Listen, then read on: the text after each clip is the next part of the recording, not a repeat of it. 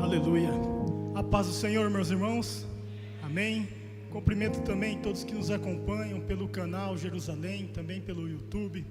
Você que está com a sua Bíblia aí impressa ou a sua Bíblia digital, você que está pertinho de você aí, que você está segurando, coloque assim sobre o seu coração, dá um abraço na Bíblia, a palavra de Deus, e vamos orar ao Senhor.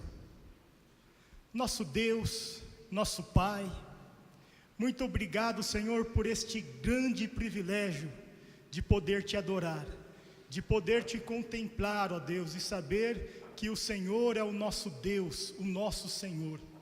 Muito obrigado, Senhor, pela tua palavra, o qual está aqui, ó Deus, nos nossos braços, em nossas mãos. Esta palavra empresta, esta palavra, meu Deus, que foi preservada, Senhor, intacta, pois é a tua voz, pois é a tua boca a nos falar, ó Deus, e nos conduzir e nos orientar. Meu Deus, aqui está o teu povo segurando esta preciosidade em suas mãos. Aqui está a tua igreja, meu Deus, segurando este livro tão lindo, tão belo, meu Deus, pois muitos morreram, meu Deus, por causa destas palavras, meu Deus, escritas aqui. E nós te agradecemos pelos teus cuidados, meu Deus. Nós te agradecemos por este grande privilégio. Meu Deus, que o teu povo valorize isso, que o teu povo possa ter a Bíblia, meu Deus, como a tua voz falando. Por isso, Senhor, fale conosco, fale ao nosso coração, transforme a nossa vida, no nome de Jesus, nos faz melhores, meu Pai, para te servir, para te amar, para termos, ó Deus, um pleno relacionamento contigo, no poder do nome de Jesus, nós te louvamos, amém e amém. Podeis vos assentar. Abra sua Bíblia em Filipenses. Nós vamos ler alguns versículos.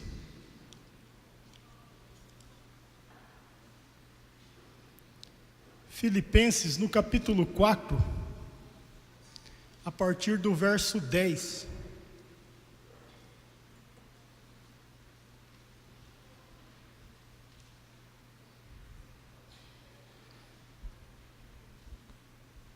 Quem aqui já passou por crise? Por tribulações, por angústias? Eu acho que quase todos, né? Todos nós. Nós vamos aprender um pouquinho com este grande servo do Senhor, o apóstolo Paulo, nestes versículos que vamos ler. Filipenses capítulo 4, a partir do verso 10. Todos encontraram? Amém? Diz assim: muito me regozijo no Senhor, pois finalmente renovastes o vosso cuidado ao meu favor. Já tinhas cuidado antes, mas vos faltava oportunidade para mostrá-lo. Não digo isto por causa de necessidade, pois já aprendi a contentar-me em toda e qualquer situação. Sei passar necessidade e também sei ter em abundância. Em toda maneira e em todas as coisas aprendi, tanto a ter fartura como a ter fome, tanto a ter abundância como a padecer necessidade. Amém? O contexto destes versículos, desta palavra em que Paulo se dirige, desta carta que Paulo se dirige a esta igreja tão amada, tão querida, tão zelosa, é uma carta são palavras de agradecimento, mas aqui ele expressa algo que nos ensina, no mais profundo daquilo que entendemos de tribulação, de crise. Paulo aqui ele faz um agradecimento por uma oferta que foi recebida desta igreja. E esta igreja queria, por muitas vezes, ofertar na vida do apóstolo, só que não era possível, não tinha como. Não chegaria a ele a oferta, aquilo que supriria as suas necessidades. Então, quando houve a oportunidade, Paulo recebendo assim esta oferta, Paulo ele agradece e ele explica o motivo, da qual ele necessitava e também o que significava aquela oferta. No verso 11, ele diz que ele estava agradecendo ou reconhecendo, não por causa das suas necessidades, mas porque ele já havia feito algo muito precioso que eu quero compartilhar nesta noite, que é o aprendizado na vida do cristão. O crente, ele deve ter um coração de aprendiz. Pastor Elienay Cabral pregou aqui e disse que por mais que uma pessoa saiba tanto, ele nunca vai saber o tanto para não precisar aprender mais. Ninguém sabe tanto assim para que não precise mais aprender. Então todos nós temos o dever de aprender, de ter um coração ensinável. E muitas vezes nós não entendemos as crises, as lutas, as tribulações que vêm nas nossas vidas. Paulo também explica, escrevendo aos Coríntios, segundo aos Coríntios no capítulo 4, ele fala: não por isso desfalecemos, ainda que o nosso homem exterior se corrompa, o interior, contudo, se renova de dia em dia, porque a nossa leve e momentânea tribulação produz para nós um eterno peso de glória, acima de toda comparação. Portanto, não atentamos nas coisas que se veem, mas nas coisas que não se veem, pois as coisas que se veem são temporais, mas as coisas que não se veem são eternas. E Paulo, irmãos, ele sabia a fundo do que ele estava falando e escrevendo. Pela inspiração do Espírito Santo e pelas suas próprias experiências, ele escreve também aos Coríntios, dizendo: antes, como ministros de Deus, recomendamo-vos em tudo, na muita paciência, nas tribulações, nas necessidades, nas angústias, nos açoites, nas prisões, nos tumultos, nos trabalhos, nas vigílias, nos jejuns, na pureza, no saber, na longanimidade, na benignidade, no Espírito Santo, no amor não fingido, na palavra da verdade, no poder de Deus, pelas armas da justiça, à direita, à esquerda, por honra e por desonra, por má fama e por boa fama, como enganadores, porém verdadeiros, como desconhecidos, porém bem conhecidos, como morrendo, porém vivemos, como castigados, porém não mortos, como entristecidos, porém sempre alegres, pobres, mas enriquecendo a muitos, nada tendo, mas possuindo tudo.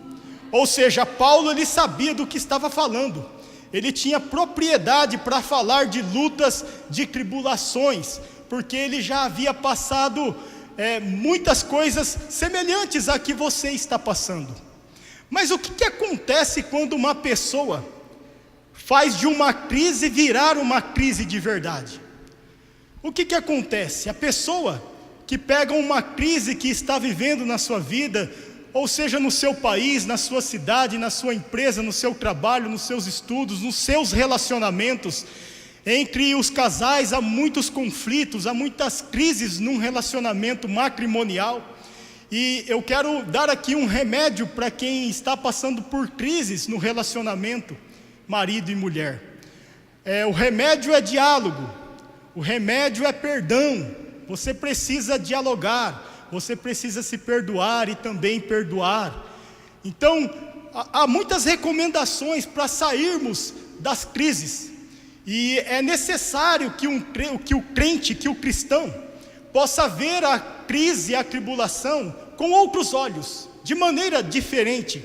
Ou seja, toda crise, toda tribulação que passamos, nós, os crentes, nós temos que ver como uma oportunidade de glorificarmos a Deus, como uma oportunidade de oferecer a Deus sacrifícios de louvor. Nós precisamos ver as crises, as necessidades, as lutas como oportunidades de crescermos na presença do nosso Deus. Pastor Jorge trouxe aqui uma mensagem em uma sexta-feira de estudo, e sentei ali com a minha filha. Aquele dia Deus falou profundamente ao meu coração, e marquei vários versículos e experiências da sua própria vida. Ele trouxe para os irmãos naquele dia, e deu alguns exemplos, e dentre os exemplos que ele trouxe naquela palavra, naquela pregação, ele falou de um pai, que perdera o seu filho, e este pai carregava este grande sofrimento dentro de si. Eu acredito que perder um filho é a maior dor, que um ser humano possa sentir. Embora não se existe um aparelho ou nada que mensure ou meça a dor de um sofrimento alheio, ou o nosso sofrimento. Mas para mim, eu acho que a dor de perder um filho deve ser a maior das dores que um ser humano possa sentir ou passar. E este homem que perdera o seu filho, com dúvidas, interrogações, questionamentos no seu coração, se dirigiu ao seu pastor e fez uma pergunta ao pastor: pastor, aonde é que estava Deus quando meu filho morreu? O que Deus estava fazendo quando meu filho estava sendo morto? O que Deus estava fazendo? E o pastor, com sabedoria e direção de Deus, apenas olhou, não respondeu nada e foi orar. E um dia reencontrou este pai com tamanha dor no seu coração. E voltando àquela conversa, respondeu esta pergunta que o pai fizera ao pastor: eu sei aonde Deus estava quando seu filho estava sendo morto. Eu sei o que Deus estava fazendo quando o seu filho morreu. Deus estava fazendo a mesma coisa, estava do mesmo jeito, quando Ele, Deus, enviou o seu único filho para morrer por você, para morrer pela sua vida.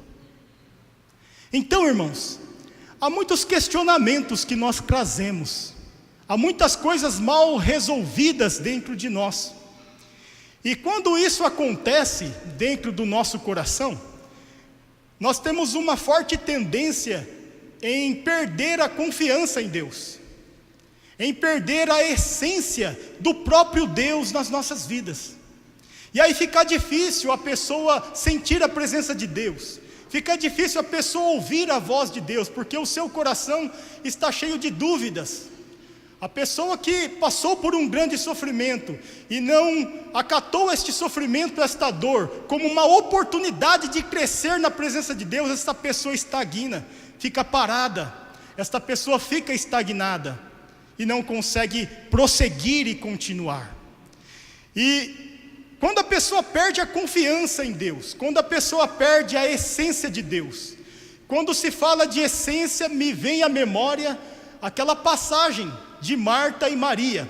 Eu acredito que todos aqui conhecem, uma passagem que eu vejo muitas lições. Jesus foi até a casa de Marta e Maria, e Marta foi que recebeu Jesus, foi a anfitriã, foi aquela que se dispôs a ter uma atitude de ir receber o mestre, ou seja, era uma visita ilustre, alguém muito importante, e ela recebeu então Jesus. O texto você pode ler na sua casa, é maravilhoso. Marta então recebe Jesus e ela tem todos os cuidados com o mestre. Só que um determinado momento da visita de Jesus, no meio ali daquele episódio, ela fica incomodada com a sua irmã, que não estava fazendo nada. Os irmãos conhecem bem, esta passagem. Ela apenas estava ouvindo o que Jesus estava falando. E ali Jesus, ele traz para nós uma grande lição. Ele condena a atitude de Marta e disse: Marta, Marta, estás ansiosa, preocupada com os afazeres, mas Maria, ela escolheu a melhor parte, ou a boa parte. Se montarmos aqui um júri ou um tribunal, podemos aqui fazer uma dinâmica dos defensores de Marta e dos defensores de Maria. Vamos analisar aqui o texto. Nós estamos falando de essência, depois vamos voltar. Nós estamos falando de boa parte. Podíamos defender Marta, pastor Alessandro. Podíamos defender Marta. Marta, ela estava vivendo no Velho Testamento, Ainda não estava sendo inaugurada, oficializada o tempo da graça. E eu vejo neste texto, entre Marta e Maria, Marta versus Maria, eu vejo lei e vejo graça. Eu vejo judeus, vejo gentios. eu vejo religiosidade e vejo espiritualidade. Eu vejo tradicionalismo e vejo também avivamento. E Marta estava vivendo aqueles costumes da época, de preparar do bom e do melhor, segundo a lei de Moisés, lavar bem os talheres, oferecer água para lavar os pés, porque outrora Jesus cobrou esta atitude do fariseu, dizendo: eu estou na sua casa e até agora não ofereceste a mim nada, não me deste ósculo santo, não ofereceste água para lavar os meus pés. Jesus cobra da parte então daquele homem estes costumes daquela época. Marta estava vivendo aquela época. Podíamos defender muito bem a Marta e dizer: poxa, Marta estava fazendo a sua obrigação de anfitriã, Marta estava fazendo tudo aquilo que era responsabilidade de alguém fazer, e ela estava cuidando dos talheres ou da comida, ela estava cuidando dos bastidores. É tão difícil isso. Mas Maria estava lá, esperando a melhor parte, a parte boa, a parte agradável. Muitas vezes nós nos preocupamos com tanta coisa, e são coisas que talvez vão nos tirar da presença de Deus. É importante entendermos que nem tudo o que fazemos, que por mais que certo que achamos que estamos fazendo, Deus está recebendo. Mas os defensores de Marta podem também acusar Maria de relaxismo, de uma pessoa totalmente alheia, uma pessoa totalmente despreparada aos cuidados de receber alguém importante, ou alguém que tenha cuidado com o outro. Alguém possa acusar também Maria destas coisas. Mas o que eu quero dizer com tudo isto, com este texto tão maravilhoso, é que Jesus ali, ele faz um juízo, condenando a atitude de uma mulher que estava ansiosa e preocupada, e exaltando a atitude de uma outra mulher, que não estava fazendo, parecia que não estava fazendo nada, mas estava pegando a gordura, o melhor, o principal. Quando o crente perde o principal, quando o crente perde a boa parte, este crente vive uma religiosidade. Este crente não consegue sentir o melhor de Deus na sua vida. Então não perca a confiança em Deus. Não deixe que as lutas e as tribulações façam que você se desvie na fé. Paulo, ele fala aqui uma palavra e a repete por algumas vezes, dizendo: pois eu já aprendi a contentar-me em toda e qualquer situação. Ele havia passado por muitas coisas em sua vida, mas o mais importante de ter passado foi ter aprendido. Muitas pessoas não aprendem, não conseguem aprender, e acabam voltando lá no final da fila, porque toda provação há uma avaliação diante de Deus. E quando nós somos reprovados, então é necessário que a prova venha novamente às nossas vidas, para que possamos crescer e aprender o que Deus quer para nós, o que Deus quer fazer de nós. E Paulo, ele consegue aprender em toda e qualquer situação. E ele disse: eu sei passar necessidade. Irmãos, passar necessidade é algo que eu não desejo a ninguém. É muito difícil, mas a necessidade que nós talvez pensamos que estamos passando não se compara à necessidade que Paulo estava dizendo aqui.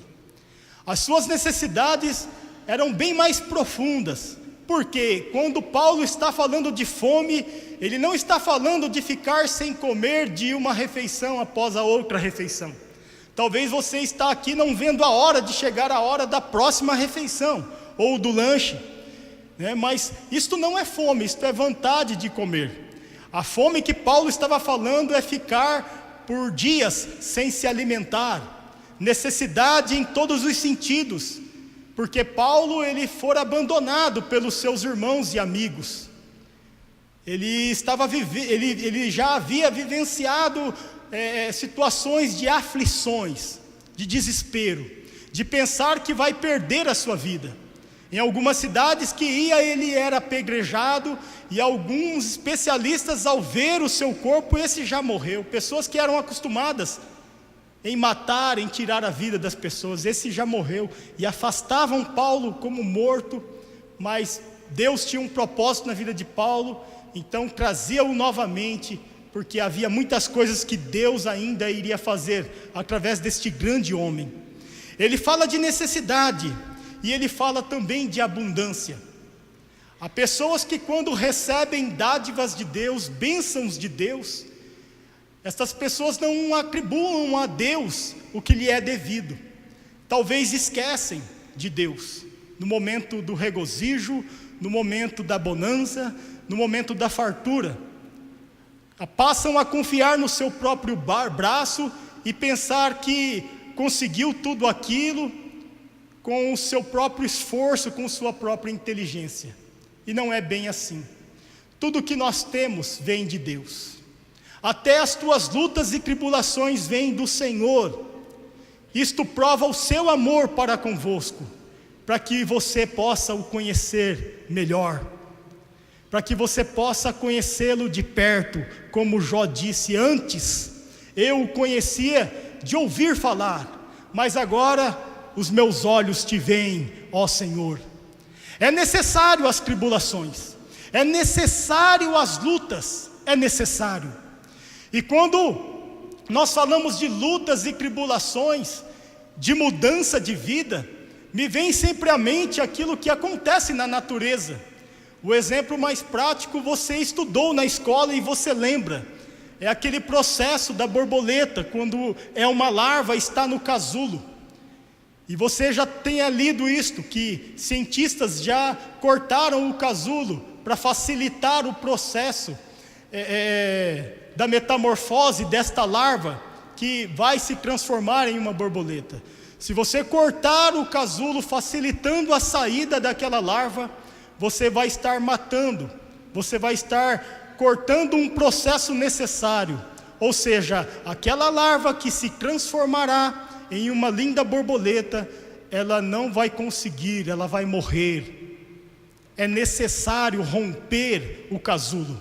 É necessário passar, fazer forças, para que suas asas possam ser geradas, criadas, e assim a borboleta se transformar no que é, e ter um voo lindo. É necessário as lutas, é necessário as tribulações. Eu conheci um jovem que se tornou muito rico, e um dia, conversando com ele, ele me falou de suas experiências como rico. E ele falou: sabe o que aconteceu quando as coisas começaram a dar certo para mim? Eu vi que eu estava fazendo mal para muitas pessoas. Por quê? Ele tinha uma pessoa de sua família que ele tinha um cuidado muito especial. Mas ele viu que ele estava atrapalhando este processo de crescimento na vida daquele cunhado, daquele rapaz de sua família. Por quê?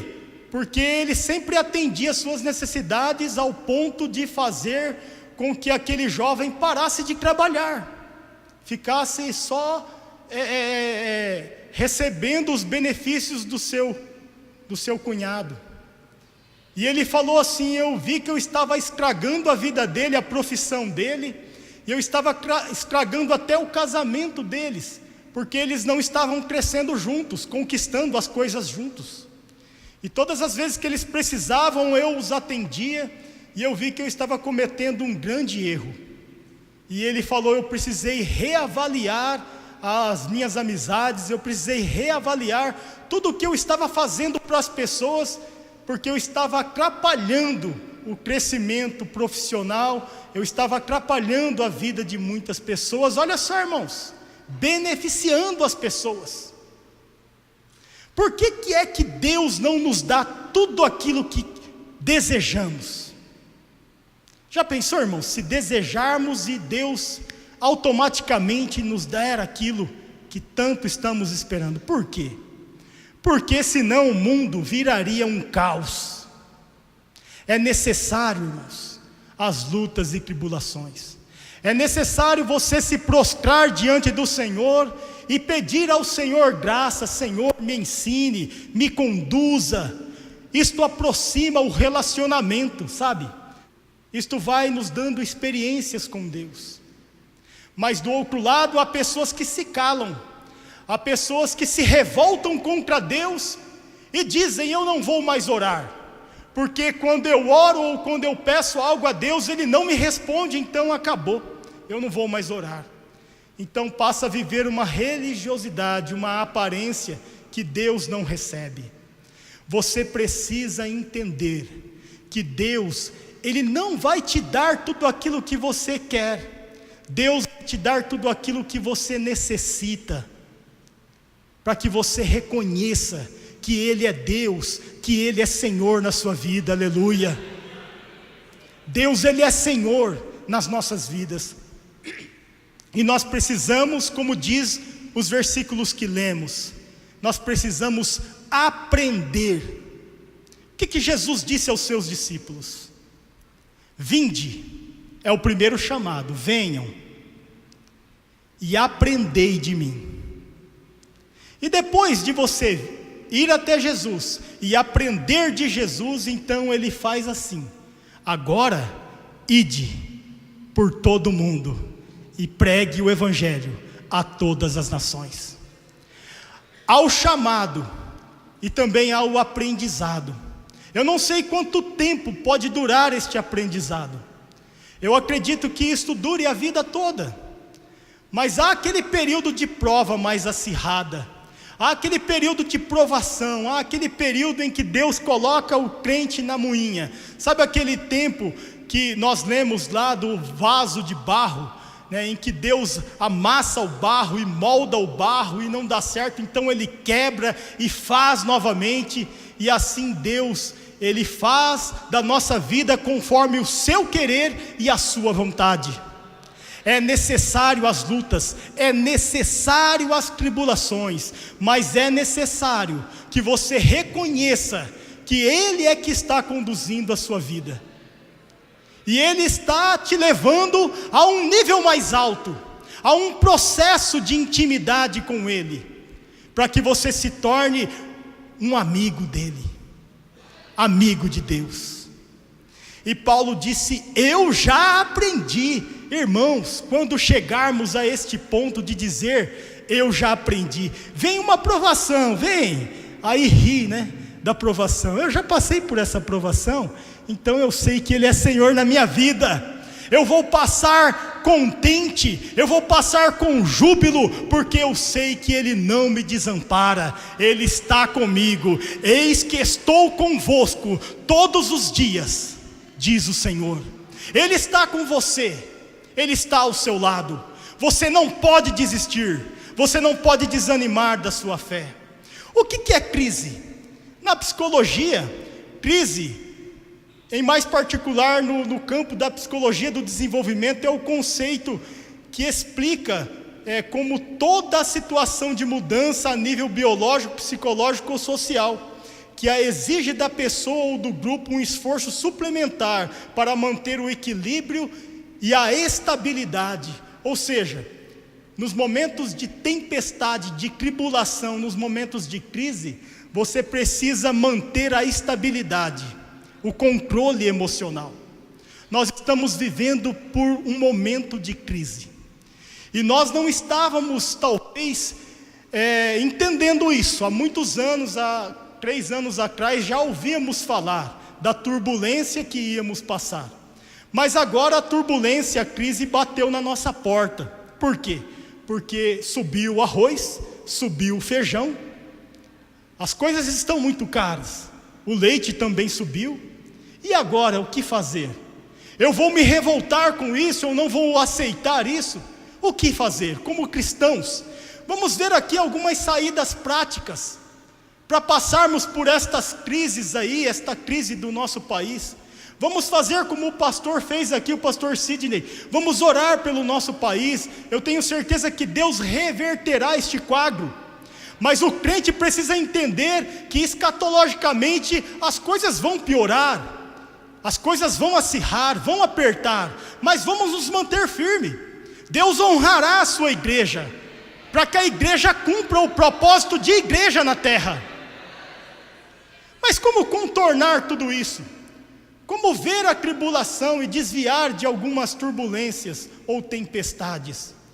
Eu já disse isso para minha esposa e repito: se o feijão marrom está caro, pastor, vamos comprar o feijão preto, que é um pouquinho mais barato, não é assim? Se o feijão preto está muito caro, vamos partir para algum outro tipo de alimentação que substitua. O arroz está caro, meu Deus, o preço do arroz está muito difícil, né, irmãos? Vamos substituir aí então o arroz pela batata, pela mandioca, né? Ai, mas eu não fico sem o arroz e feijão, então é problema seu. Está vendo que o problema está em nós? O problema é seu. O teu corpo, ele necessita dos nutrientes necessários. Então, se tem no arroz e na batata, vamos contornar aí, irmãos, a situação. Vamos contornar.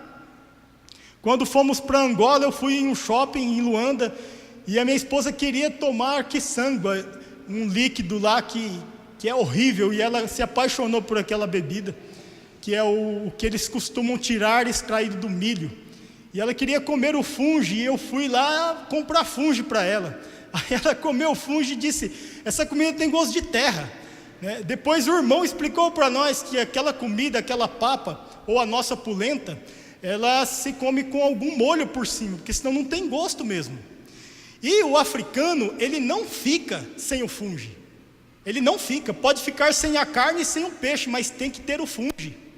Irmãos, é preciso contornar, é preciso entender o que estamos passando e reavaliar.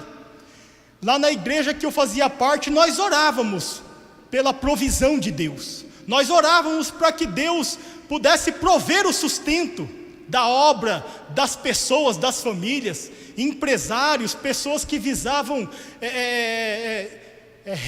uma renda maior nos seus negócios. Nós orávamos, e nós cremos, irmãos, que Deus é o provedor, é aquele que nos prospera. Mas com algumas famílias não dava certo, sabe? A gente orava, acreditava, esperava o testemunho e nada acontecia, e falava: meu Deus, tem alguma coisa errada.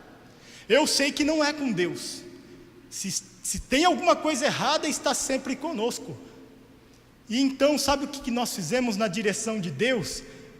Irmão Edenilson, nós chamamos os contadores, chamamos aqueles mão de vaca, sabe, aquelas pessoas que não gastam com nada, e montamos uma equipe de aconselhamento para atender aquelas pessoas que tinham problemas na área financeira, né? E chamamos os irmãos na frente e oficializamos esta equipe, para que eles, a partir daquele dia, dessem então uma assessoria às famílias. E tudo o que eles falassem, as pessoas deveriam obedecer, porque eram pessoas que entendiam de finanças, de cortar gastos, de fazer o que é necessário. E eu sei que isso deu o que falar, porque existem pessoas, irmãos, que não abrem mão, tem pessoas que não deixam alguns costumes. E aí, quando chega a crise, ele passa pela crise, ele não desvia da crise. É necessário o cristão ter algum jogo de cintura. Paulo, ele escreve dizendo assim: as minhas mãos provem o meu sustento. Outrora, Paulo, ele fazia tendas, outrora a obra de Deus. Então ele fazia isso. Um dia ele fazia tendas, outro dia ele fazia a vontade do Senhor. E fazendo tendas, ele sabia que estava também fazendo a vontade do Senhor. Ou seja, driblava algumas situações. Não deu, a oferta não chegou, mas a oferta vai chegar. A promessa vai se cumprir. Mas é necessário o cristão ter flexibilidade. Ter flexibilidade. É importante isso. E aí esses irmãos começaram a fazer uma planilha, sabe? Das entradas e saídas. Irmãos, muitos esperam milagres de Deus, e milagre não se explica, mas vamos tentar aqui entender o que é milagre. Milagre é aquilo que o homem não pode fazer. Milagre é aquilo que eu e você não podemos com as nossas forças, com a nossa inteligência, fazer. Milagre é aquilo que só Deus pode fazer. E algum controle na nossa família, algum desequilíbrio, estão dentro dos nossos poderes, como cabeças do lar, ou você como uma mulher da casa. Então, não acredite num milagre de Deus, sendo que algumas coisas você pode fazer, e você obedecendo tudo isso, você vai ver o quanto Deus é misericordioso, o quanto Deus te ensina, o quanto Deus realiza maravilhas. E se você é uma pessoa que não aceita, que você pensa, não, isso que o pastor está falando aí, tem pessoas que não aceitam, e eu, não que concorde com você, mas eu perdoo o seu ponto de vista e entendo o seu ponto de vista. Há pessoas que exigem de Deus, né? Aprendem lá com pessoas que não podem acostumar, você precisa ir contra, amém, por isso, a tua fé, né, ela é suficientemente capaz de caminhar por sobre as águas. Então eu quero contar uma história para você, e eu tenho certeza que talvez seja isso que vai fazer com que você abra os olhos e também prospere na presença de Deus. Os pastores já devem ter ouvido, alguns irmãos também, do João do queijo, né? Os pastores já devem ter ouvido dessa história, talvez com outra perspectiva. O João era um homem fiel a Deus, ele vendia queijo, e ele ia para a igreja sempre ofertar ao Senhor, né? Sempre fiel a Deus. E um dia ele convidou o pastor a ir à sua casa, e ele disse, pastor, vai até a minha casa, eu quero que o senhor faça lá uma oração. E o pastor foi até a sua propriedade, chegou lá no sítio, ele viu, né, um sítio muito bonito, só que naquele sítio meio que abandonado, ele viu cercas caindo, porteira caindo, muito mato, e chegou até a casa de madeira e viu lá o João, ficou até com receio de comer na casa do João, e falou, não, eu vou fazer uma oração aqui, já ir embora rápido, porque, né, a coisa está meio estranha. Aí terminando, o João falou assim, pastor, vem aqui conhecer a minha vaca, né? Aí eles foram até o curral, e ele mostrou ali a sua vaca, e disse, pastor, esta vaquinha aqui, ela é da onde eu tiro o meu sustento, o meu leite, o meu queijo, é dela que eu sobrevivo, eu louvo a Deus por esta vaca, né? E eu amo esta vaca, é minha vaca de estimação, é dela que eu tiro o meu sustento, o sustento da minha família. Aí o pastor olhou aquela situação toda, né, e foi embora, orou e foi embora. Mas o pastor voltou lá de noite, abriu o curral, levou a vaca até o precipício e empurrou a vaca, matou a vaca do João. Coitado do João, a vaca morreu. E o João sumiu uns dias da igreja, e o pastor ficou preocupado, onde está o irmão João? Mas o João voltava alguns dias e disse, pastor, eu quero que o senhor vá lá orar novamente na minha propriedade, né? E o pastor, ele via que o João estava um pouco diferente. Na hora do ofertório, ele não conseguia colocar o dízimo, porque o envelope estava mais volumoso, já não cabia mais no gasofilaço. Deus está prosperando o irmão João, pensou o pastor. Pastor, vai lá um dia. O pastor foi lá. Depois de algum tempo, o pastor chegou em sua propriedade e viu que algumas coisas estavam diferentes. A porteira estava diferente, uma porteira nova, bonita, os arames esticadinhos, a porteira toda pintada, a porteira elétrica, passando para ir até a casa sede. O pastor disse, eu acho que eu estou num lugar diferente, eu entrei em propriedade errada. E aí ele viu implementos agrícolas, plantações, era melancia, era tomate, viu casas de funcionário, pessoas para lá e para cá, uma casa sede, uma casa bonita, toda varandada, o irmão João lá sentado, balançando, e disse, pastor, vem até aqui, pastor, esta é a minha nova propriedade. Depois que o senhor veio aqui em casa, algumas lutas e tribulações vieram também aqui, e eu não entendi no momento, por que depois que o pastor orou, as coisas começaram a ficar pior. minha vaca morreu. Irmão, sabe o que o João fez depois que a sua vaca morreu? Ele olhou para a terra, aquela terra bonita, fértil, e teve uma direção humana, mas conduzida por Deus. Eu vou começar a plantar, eu vou começar a cultivar, eu vou romper em fé e Deus irá comigo. Então João prosperou e a obra do Senhor também prosperou. Nesta noite eu quero, em nome de Jesus, matar aquilo que tanto te impede de prosperar, aquilo que talvez está te impedindo de caminhar e prosseguir, sabe? Às vezes é preciso sacrificar, mas você precisa ter fé, porque quando uma pessoa não tem fé, não tem iniciativa, cuidado, porque a pessoa vai matar a vaca, vai ficar sem a vaca, e a coisa vai piorar, a coisa vai por água abaixo. Mas se você acredita na provisão de Deus, se você acredita que muitas coisas estão ao seu alcance, comece a pedir a Deus estratégias, e Deus conduzirá a sua vida, de fé em fé, de glória em glória. Mas faça isso, para louvor e glória do nome do Senhor.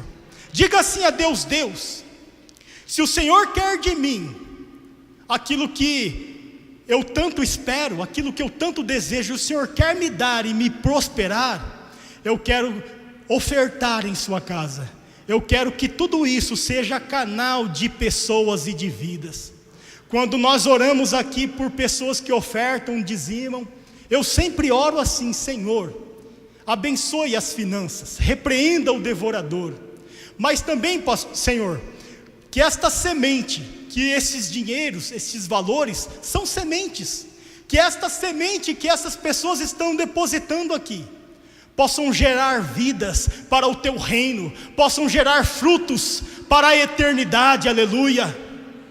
Irmãos, nós temos tudo para servir a Deus, nós temos estratégias, nós temos como conduzir a nossa vida, nós temos como desviar de algumas tempestades, não passando por algumas tempestades. Eu sempre digo, pastores, que a maioria das lutas e tribulações nós criamos, nós é que fazemos lutas e tribulações muitas vezes. Há pessoas que vivem um campo de guerra em si mesma, e não conseguem nem mesmo se relacionar com as pessoas, que parece que tudo está errado, a igreja está errada, o pastor está errado, na empresa o meu encarregado está errado, tudo está errado, e não é assim, irmãos. Nós precisamos aprender com uma criança, com um adulto, com um jovem, em toda e qualquer situação. Eu já aprendi tanto a ter fartura como a ter fome, tanto a ter em abundância, como a padecer necessidade. Versículo 13, você conhece de cor: posso todas as coisas naquele que me fortalece. Vamos nos colocar em pé nesta noite. Deus quer levantar você, Deus quer te fazer um vencedor espiritual, um vencedor que tira pessoas das garras do diabo, um vencedor em todos os sentidos da vida, não só financeiro, um vencedor que rompe as cadeias, as prisões da incredulidade, alguém que consegue ver além daquilo que os olhos humanos podem ver. Deus quer te dar olhos diferentes, para que você possa olhar as lutas não como lutas, mas sim como oportunidades de crescer na presença de Deus, oportunidade de saber que Deus é Deus e Senhor de toda e qualquer situação. Até mesmo a pior situação da minha vida, eu sei que Ele é Senhor. Um dia, Ele enviou o seu Filho a morrer na cruz do Calvário.